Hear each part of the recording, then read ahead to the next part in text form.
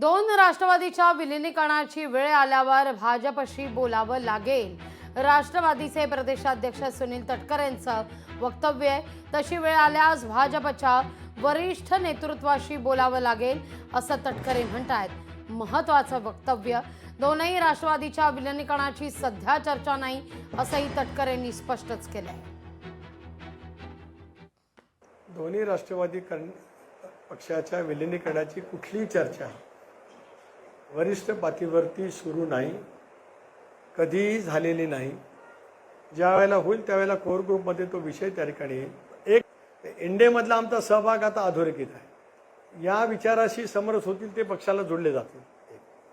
विलिनीकरणाचा मुद्दा आज तरी खूप दूर दिसतोय, म्हणजे कारण माझ्या स्तरापर्यंत तरी माहिती नाही, कोर ग्रुपच्यापर्यंत कोणाची चर्चा त्या ठिकाणी नाही.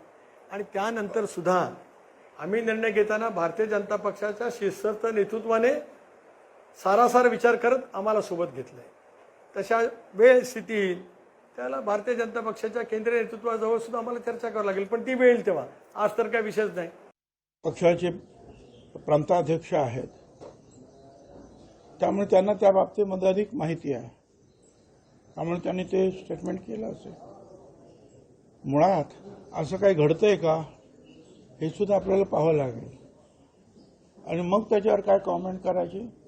पण मलाही ते माहिती नाही की मुळात असं काही घडतंय. लोकशाही मराठी ऐका, पहा, जागरूक रहा.